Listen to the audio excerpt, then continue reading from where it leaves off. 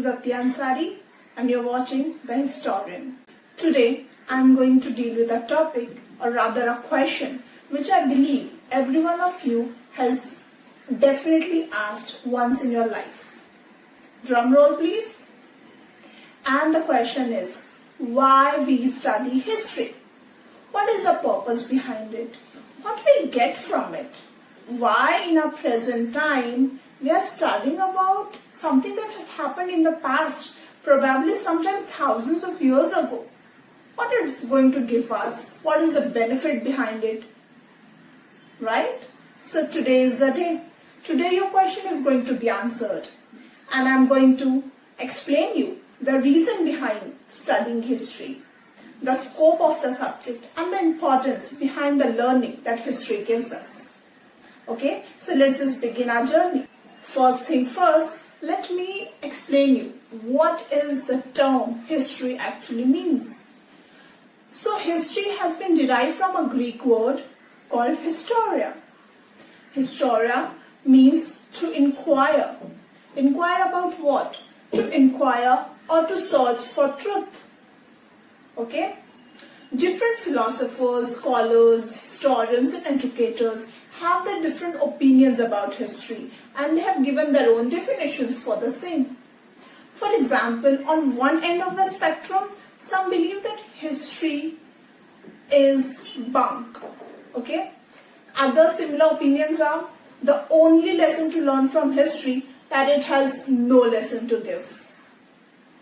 On the other side of the spectrum, people believe that history is the greatest philosophy. According to our first Prime Minister, Pandit Jawaharlal Nehru, history is the struggle of man. Some believe that history is the queen or the mother of all social sciences, under the huge umbrella of humanities. According to me, history is understanding of the past, utilizing it perfectly in our present so that we can make our future. But it seems quite obnoxious, right? How we are using our past to make decisions in present so that our future is secure.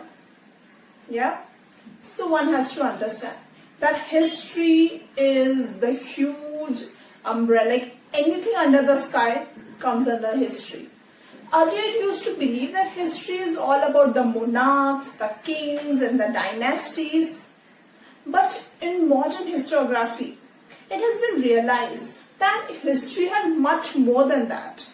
It's not just about who ruled over which dynasty or which territory and what happened, which war took place. Of course, that is really important aspect of history, that is the political history.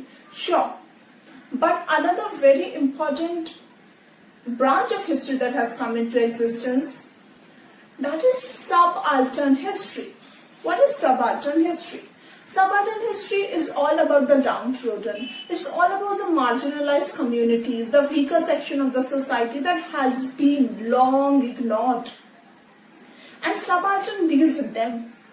It tells us about the journey of a common man, of a man, that how he lived his life, what impacted in the society, and how the huge political scenarios around that impacted his or her life as well. That is just another branch. Now let's come directly to the topic, that is why to study it, right? Yeah. History, or the understanding of past, or to know what has happened, will give you the liberty, will give you, that leverage to make the perfect things for your present. As you are aware that, history repeats itself. And I believe that history repeats itself and only characters get changed. The storyline remains the same, much or less. The territories might change, the characters might change, but the story, the basic subline remains the same. So if we know that similar situation has happened in the past and this decision was taken and that was the repercussion of it, was it good or bad? Now we have the understanding of it. So it is in our hand to utilize a past mistake, a past victory of someone else's, to learn from it, not to copy it, to learn from it, to understand, analyze and revisit that part and then use it in today and make our future better. One point is that. Another is that it helps us to understand why we are here. Something might have happened, very specific things might have happened that led us all to here, this moment in time. Why our society is like this, why our government is acting the way it is, what is happening in international world, why my country is on this spot right now. All those what, where, when, how, all the curiosities, all the questions have their answers in the past. So let's just conclude our session. Like the question that we have began with. Why history? Number one, to know oneself better, to know one's own history, where we have come from, why we are the way we are today. Again, to understand the current scenario, what is happening around us. To be a better judge, as we have already discussed, if we know what has happened and how it turned out in the past, the present would be easier for us because now we have a vantage point to understand the things better and be a better judge for our own self. Definitely, it has all the learning it can give you, the experiences that we have, not experiencing is by ourselves, yet knowing them. That is what history is all about. Thank you so much.